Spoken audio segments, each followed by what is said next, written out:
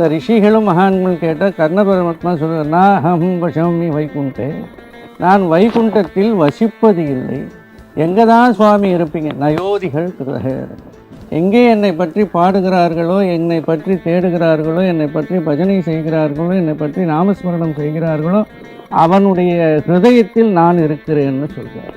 இந்த இதுக்கு தான் பக்தின்னு பேர். இதுதான் ஆன்மீகம். இது எல்லா மதத்திற்கும் பொதுவானது. உள்ளே இருக்கிற பெருமாள் ஒன்று தான், சிவனும் ஒன்று தான், விஷ்ணுவும் ஒன்று தான். அதனால் ஏகம் ஏவாதியும் பிரம்மம் தான் ஒன்று. இதனால்தான் யாக பிரம்மம்னு சொல்கிறார். எல்லா நாமஸ்மரணம் சொல்லும்போது ராம ராம ராம ராமன் சொன்னால் போதும். காசியிலேயே வந்து சிவபெருமான் ராமநாமத்தை தான் சொல்லுகிறார் என்று சொல்லுகிறார். கீர்த்தனைத்தில் வந்து உங்கள் வீட்டில் மற்றவங்க யாராவது வந்தால் சேர்க்க மாட்டீங்க பூஜை ரூமுக்கு. ஆனால் ஆலயத்தில் எல்லாரும் போய் செய்வோம், எல்லாரும் பார்க்கலாம். அதுக்கு தான் கோவில் கூடியிருப்பதினால் அதற்கு கோவில். சிவன் கோயிலாக இருந்தால் அதிகார நந்தி, தர்ம விடை நந்தி என்று 2 நந்திகள் இருக்கும். அதை வணங்கிவிட்டு உன்னுடைய பாவங்களை அந்த இடத்துல விடணும். அங்கே தான் ஒரு பலிப்பீடம் இருக்கும். நெஞ்சக்கன கல்லும் நெகிழ்ந்துருக தஞ்சத்தருள் சண்முகனுக்கியல் செஞ்சோர் புனைமாலை சிறந்திடவே பஞ்சக்கரவானை பதம். என்னுடைய அழுக்கு எல்லாமே ஆணவத்தை அங்கே விட்டுட்டேன். அதுக்கப்புறம் அங்கேருந்து வந்ததும் உனக்கு தர்மத்தை எவ்வளோ தர்மம் செஞ்சுருக்க, பாவம் புண்ணியத்தை தர்ம விடை அங்கே பார்ப்பான்.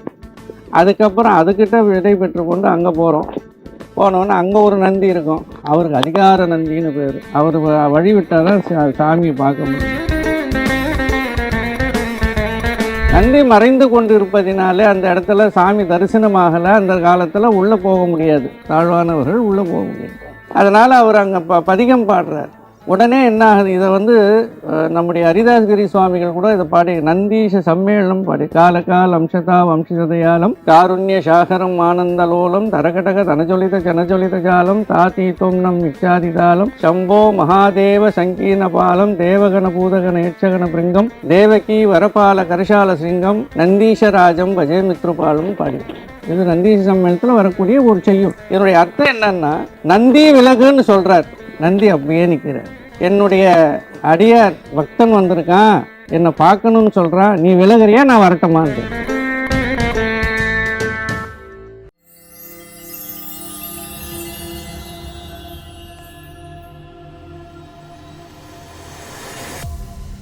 ஐ தமிழ் தாய் தொலைக்காட்சி நேயர்களுக்கும் ஆன்மீக அன்பர்களுக்கும் முதலில் என்னோட வணக்கத்தை தெரிவித்துக் கொள்கிறேன்.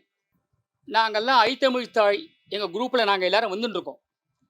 அப்படி வந்துட்டு இருக்கும்போது ஒரு விபூதி வாசனை, ஒரு ஆன்மீக வாசனை. ஆன்மீகத்துக்கு ஒரு வாசனை இருக்குது. ஆன்மீகம் எங்கெங்கெல்லாம் இருக்கோ அங்கே வாசனை இருக்குது. அந்த இடம் ஏதோ ஒரு வைப்ரேட் ஆகுது, ஒரு வைப்ரேஷன் ஆகிட்டு இருக்கு. அந்த வைப்ரேஷன் ஆகும்போது செடார்னு வந்து இப்போ ஆன்மீகத்தில் இருக்கிறவாளுக்கு அந்த வைப்ரேஷனை பற்றி தெரியும். இப்போ நாங்கள் எல்லாரும் வந்து இப்போ நம்ம எல்லாம் சாமி கும்பிட்றோம், கடவுள் கும்பிட்றோம், எல்லாமே செய்கிறோம். அந்த வைப்ரேஷன் வந்து லைட்டாக இருந்துருந்தது. ஓஹோ, வண்டியை நிறுத்தவும் சொல்லி எல்லாருமே இங்கே வந்துட்டோம். இங்கே வந்து பார்த்தா சாட்சாத் வள்ளிமலை ஆதீனம் அவளோட பீடம் இருக்கிற இடம் இது. எங்களுக்கு என்னன்னு அறியாமையும் தெரியாமலே நாங்கள் இங்கே வந்து அந்த வள்ளிமலை ஆதீனத்தை பார்த்தோன்னே எங்களுக்கு எப்படி புலகாகிதமாகி, ஆஹா, இப்பேற்பட்ட ஒரு நல்ல ஒரு புண்ணிய கஷேத்திரத்தை நமக்கு வந்திருக்குமே, இப்போ என்ன செய்யலாம்? இது கண்டிப்பாக இங்கே வந்து ஒன்று மகாராஜா அருள்வாக்கு வாங்கணும், அருளாசிகளை வாங்கணும். அந்த அருளாசிகளை அவர் மூலியமாக சொல்லி எல்லாரும் பயன்பெறணும். எல்லா நாட்டவரும், எல்லா இனத்தவரும், எல்லா ஆன்மீக அன்பர்களும், நண்பர்களும், நேயர்களும் எல்லாருமே அந்த பலனை அனுபவிக்கணும். ஏன்னா சில விஷயங்கள் சில நேரத்தில் நன்றாக நடக்கிறது. அது எங்கே நடக்கிறது, எப்போ நடக்கிறது, ஏன் நடந்தது என்று ஒன்றுமே தெரியாது. அப்பேற்பட்ட ஒரு பெரிய சுவாமிகளை இங்கே வந்து நமக்கு பார்க்கும்போது விசாரித்தோம்னா, அவர் சாட்சாத் வள்ளிமலை ஆதீனம். அதோடு இல்லாமல் இந்த குமார மடம் அப்படிங்கிற சொல்லப்படுகிற இந்த இடத்துல அருள்மொழி அரசு கிருபானந்த வாரியார் சுவாமிகள் அவர்களுடைய பிரதம சிஷ்யரும் பிரதம சீடருமான அந்த வாரியார் சுவாமிகளுக்கு அடுத்த பீடமாக இந்த சுவாமிகள் இங்கே அமர்ந்திருக்கிறது ரொம்ப எங்களுக்கு ரொம்ப சந்தோஷமாக இருந்தது. இந்த சந்தோஷத்தை எல்லாரும் பகிர்ந்துக்கணும். எல்லா நேயர்களுக்கும் தெரியணும். சில ஆன்மீக விஷயங்கள்லாம் குருஜிகிட்ட நம்ம கேட்டு தெரிஞ்சுக்கணும். அவர் வாயால் அந்த அருளாசியை சொல்லணும், நம்ம எல்லாரும் கேட்கணும்னு நாங்கள் ஆசைப்பட்டு சுவாமிகள்கிட்ட நாங்கள் ஒரு விஞ்ஞாபனம் பண்ணிட்டோம். விஞ்ஞாபனம்னா என்னென்ன கேட்குறது. நாங்கள் சில கேள்விகள் கேட்குறோம், குருஜி நீங்கள் எங்களுக்கு சொல்லுங்கோ, எல்லாரும் தெரிஞ்சுக்கிட்டோம். அதை யாம் பெற்ற இன்பம் பெருகி வையகம்னு சொல்லுவா இல்லையா, அதேமாரி நமக்கு அப்பாற்பட்ட சக்தி, அப்பாற்பட்ட பவர் இருக்கிறது தான் குருமகா சன்னிதானம். அப்பேற்பட்ட அந்த குருமகா சன்னிதானம் அவளோட நாமதேயம் வந்து ஸ்ரீலசி சிவானந்த வாரியார்புரி சுவாமிகள் அப்படின்னு பேர். இந்த பக்தி வெள்ளத்தில் திளைக்க வேண்டும் என்று அன்பர்களும் ஆன்மீக அன்பர்களும் தமிழ் தாய் தொலைக்காட்சி நண்பர்களே எல்லாருக்குமே இது தெரிய வேண்டும் என்று குருஜியை நாங்கள் சில கேள்விகளை கேட்க உள்ளோம். குருமகராஜ் அவர்களே வணக்கம். இப்போ இந்த ஆன்மீகம்னு சொல்றார், ஆன்மீகத்தில் எத்தனை வகைகள் இருக்கு, என்ன சமாச்சாரம், அதெல்லாம் விஷயங்கள்லாம் புரியாது. அந்த ஆன்மீகம் தெரியாம சில பேர் வந்து அலைஞ்சிட்டு இருக்கா. அந்த ஆன்மீகத்தை பத்தி குருஜி உங்க அருள் வாக்கு எல்லாருக்கும் சொல்லணும்னு நாங்கள் ஆசைப்படுறோம். திருவடியும் தண்டையும் சிலம்பும் சிலம்பூடுருவப் பொருவடிவேலும் கடம்பும் தடம்பும் தடம்பும் ஆறிரண்டும் மறுவடிவான வதனங்கள் ஆறும் மலர்கண்களும் குருவடிவாய் வந்து எம் உள்ளம் குளிர குதிகொள்ளவே. எல்லாம் வல்ல தமிழ் தாய் தொலைக்காட்சி அன்பர்களுக்கு எமது பரிபூர்ணமான ஆசிகள். ஆன்மீகம் என்றால் என்ன, அதை பற்றி விளக்கமாக தெரிய வேண்டும் என்று கேட்கும் பொழுது பக்தி என்கின்ற சொல்லுதான் ஆன்மீகம். ஆன்மீகத்தில் பலவாறு உள்ளது. அது இந்து சமயம் தொன்று தொட்டு வருகிறது. பக்தியால் யான் உனை பலகாலம் பற்றியே மா திருப்புகழ் பாடி என்று சொல்லுகிறார். கிருதயுகம், திரேதாயுகம், துவாபாரயுகம், கலியுகம் என்ற தர்மசாஸ்திரங்கள் 4, யுக தர்ம சாஸ்திரங்கள் 4. கிருதயத்திலும் திரேதாயுகம் யஜ்ஞங்கள், யாகங்கள், தவங்கள், ஜபங்கள் செய்துதான் முக்தி பெற வேண்டும். ஆனால் கலியுகத்திலே பக்தியினால் முக்தி. இந்த பக்திக்கு என்ன வேண்டும் அப்படின்னா எதுவுமே தேவையில்லை, நாமஸ்மரணம் ஒன்று இருந்தால் போதும். துவாபாரத்திலே கண்ணனுடைய காலத்திலே இந்த கலியுக தர்மசாஸ்திரத்தை பற்றி வேதங்கள் என்ன சொல்லுகிறது, ஆகமங்கள் என்ன சொல்லுகிறது, இதை எப்படியெல்லாம் ஆன்மீகத்தை கொண்டு செல்வது என்று ரிஷிகளும் மகான்களும் கூறுகிறார்கள்.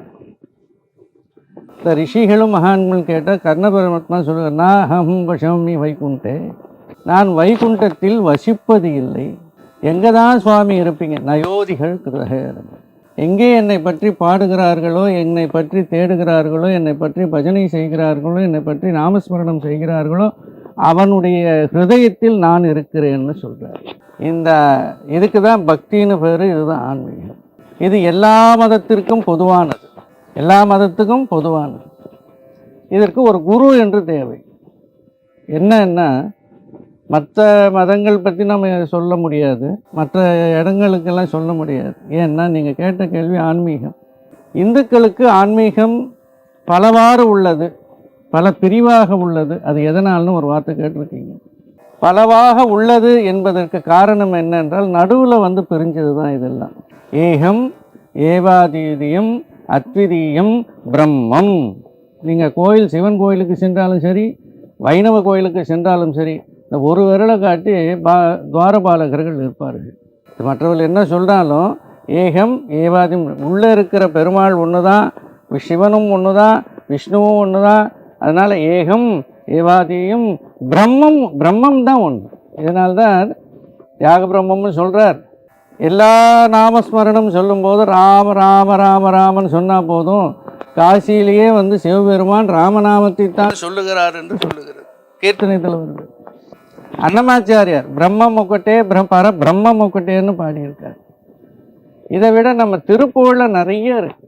திருப்புகழில் பக்தியால் யான் உனை பலகாலம் பற்றியே மா திருப்புகழ் திருப்புகழ் பாடினா போதும், எங்கெங்கே நான் பாடணும் அந்த இடத்துலலாம் எனக்கு காட்சி கொடுக்குறாருன்னு குருநாதர் அனுஜநாத பெருமான் சொல்லியிருக்கிறார். அதனால் பக்தி என்பதும் ஆன்மீகம் என்பதும் ஒன்றுதான். அதை போதிக்குவது இந்து தர்மசாஸ்திரத்தில் பல்கலைக்கழகம் என்று இந்துக்களுக்கு ஒரு இது உண்டு. காரணம் என்னவென்றால் எல்லாத்துக்கும் ஒரு புஸ்தகம், ஒரு ஆசிரியர் தான் மற்ற இதுக்கு, மற்ற எதை எடுத்துக்கிட்டாலும். ஆனால் நமக்கு பகவத்கீதையும் சிவபுராணமும் விஷ்ணு புராணமும் வைவஸ்வல்ய புராணமும் பிரம்மாண்ட புராணமும் எப்படி புராணங்களை நமக்கு அதிகமாக, புராணம் என்கின்ற சொல்லுக்கு பழமையானது என்பது பொருள். இந்த புராணங்கள் வேதத்துக்கு 2 கண்களாக விளங்குகிறது. வேதத்தை பற்றி அப்போவே கேட்டீங்க. ரிக்வேதம், யஜுர்வேதம், சாமவேதம், அதர்வண வேதம், எல்லாருக்கும் தெரியாத ஒரு வேதம் சிவவேதம். இதுக்கு சிவம் எப்படின்னா இது நிறைய பேருக்கு தெரியும். இதுதான் சிவமகா ரகசியம்னு சிதம்பரத்தினுடைய ரகசியத்தை தத்து சித்து ஆனந்தம் சதாசிவம்னு சொல்லுவோம். இந்த எல்லா புராணங்களும் 5ஆக இருப்பதினாலே எல்லாருக்கும் தெரிஞ்சது 4, மறைவாக இருப்பது 5. இந்த 5வது புராணம் சிவமகாபுராணம், சிவபுராணம் அப்படின்றது. அப்போ மாணிக்கவாசக சுவாமிகள் அதில் எழுதுகிறார், நமச்சிவாய வாழ்க, நாதன் தாழ்வாழ்க, இமைப்பொழுதும் என்னெஞ்சில் நீங்காதான் தாழ்வாழ்க. நம்மளுடைய உள்கடந்து இருப்பதினாலே கடவுள் என்று அதற்கு பெயர். அதுதான் ஆன்மீகம். நம் உள்ளே ஆண்டவன் இருக்கிறார், சிவன் இருக்கிறார். சிவன் எல்லா ஜீவராசியிலும் இருக்கிறார். அதை கடந்து செல்ல வேண்டும்.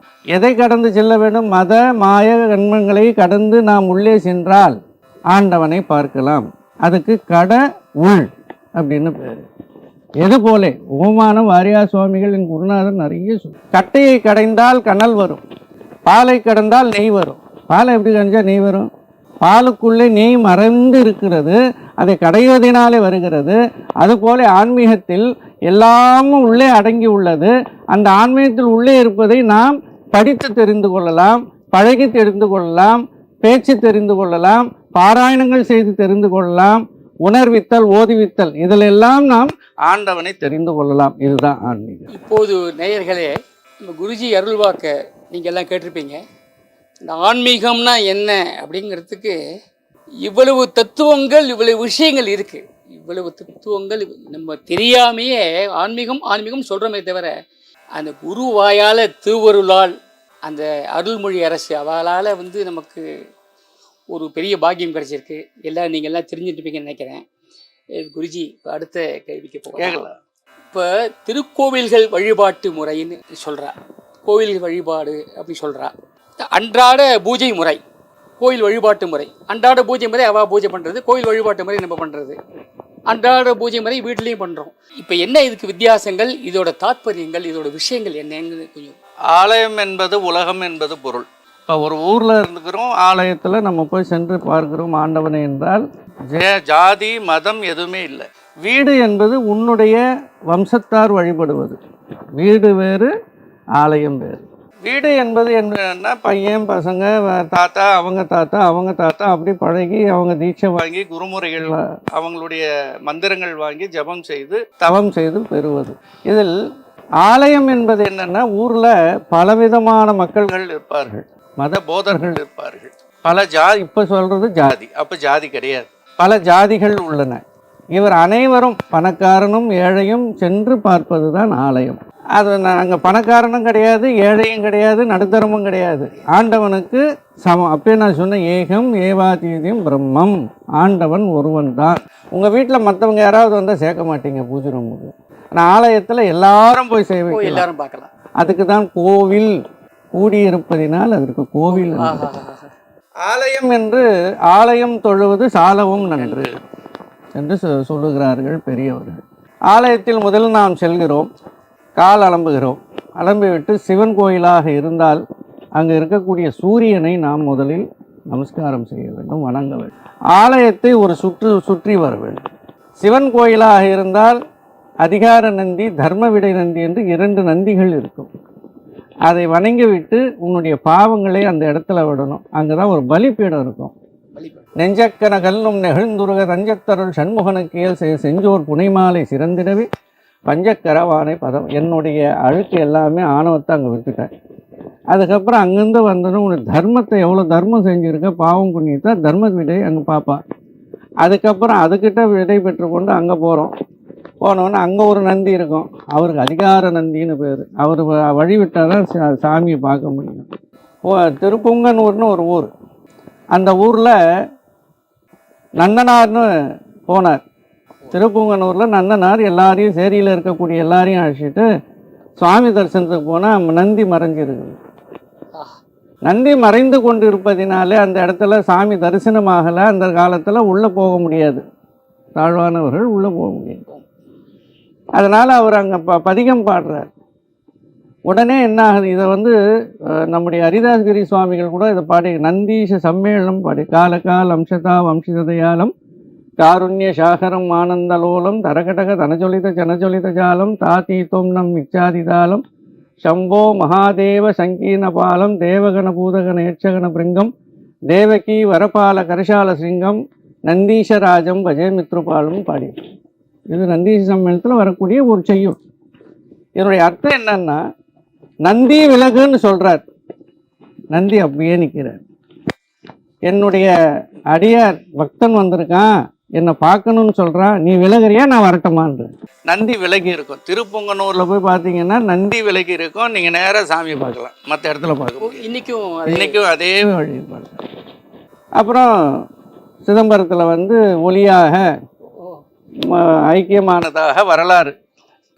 இது எதற்காக நம்ம சொல்லுகிறோம்னா, பக்தி என்னென்ன செய்கிறது, ஆலயம் என்னென்ன செய்கிறது, ஆலயத்திற்கும் வீட்டிற்கும் என்ன வித்தியாசம்னு கேட்டதுனால இதை சொல்கிறேன். ஆலயம் தொழுகின்ற வழிமுறைகளே நிறைய இருக்கு. அம்மன் கோயிலில் எப்படி வணங்கணும், சிவன் கோயிலில் எப்படி வணங்கணும், வைணவ கோயிலில் எப்படி வணங்கணும், சண்மதம்னு சொன்ன 5 பூதமும் 6 சமயமும் மந்திர வேத புராண கலைகளும் 51 அக்ஷரலிபி மாலையும் தந்துநாத. திருப்பூரில் 5 பூதமும் 6 சமயமும் மந்திர வேத புராண கலைகள் 51 அக்ஷரங்கள், இது அனைத்தும் சேர்ந்தது ஆலயத்தில் இருக்கு. அங்கே போனால் மனசு நிம்மதியாக இருக்கும். காரணம் என்ன, இத்தனையும் அந்த ஆண்டவன் கீழே இருக்கிறதுனால அந்த வைப்ரேஷன் உங்களை ஆலயத்தில் தொழும்போது சொக்கா இல்லாமல் தொழணும். அப்போ தான் அந்த வைப்ரேஷன் உங்கள் மேலே விழும். அதனால தான் நாங்கள்லாம் சட்டை போடுறதில்ல. ஏன்னா அது சட்டை பண்ணுறது. அவன் மூலஸ்தானத்தில் வந்து ஒரு ஓரமாக ஒன்றுக்கு போனாலும் சுவாமி வந்து அனுகிரகம் பண்ணுவான்னு அந்த காலத்தில் ஒரு பேச்சு வழக்கத்தில் உண்டு. அந்த மாதிரி இல்லை, ஒரு வழக்கம் அவங்க சொல்லிக்குவாங்க. வைகானசத்துக்கு அந்த அளவுக்கு பவர். இந்த நடைமுறையெல்லாம் நம்ம இந்த சாதாரண கிராமத்தில் உள்ள மாரியம்மன் கோவில் அதில் அவங்களுக்கு தெரியாது, அவங்க படிக்கல, அதனால கிடையாது. அதனால ஒரு பாதகம் கிடையாது. இருக்குது அந்த கோவில்கள் இருக்கு சுவாமி. குருக்கள் இல்லைன்னு சொல்லிட்டு யாரையோ ஒருத்தர் கூப்பிட்டு ஒரு தீபாரதனை காமியோ கல்பூரம் காமிக்கோ நைவேத்தியம் பண்ணுங்கன்னு அப்படின்னு சொல்லி ஒரு அப்பாயின்மெண்ட் பண்ணுறாளே, அது தவறு.